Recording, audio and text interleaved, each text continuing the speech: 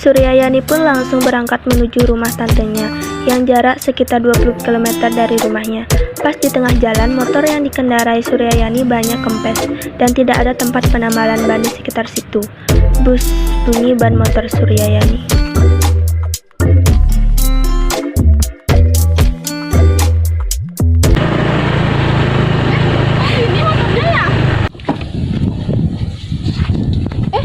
Kempes lagi, mana nggak bawa HP saya. Apes banget aku ini. Panas lagi hari ini, nggak ada bengkel lagi di sini, jalannya sepi. Nasib.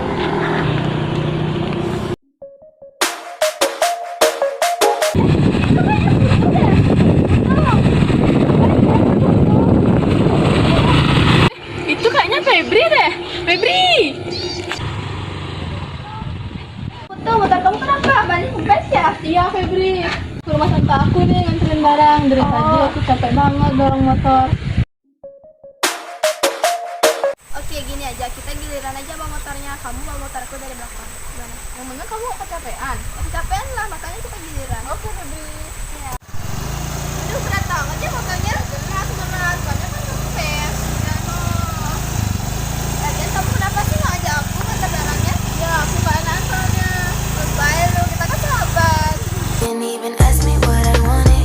You made dumb assumptions, clearly not your forte.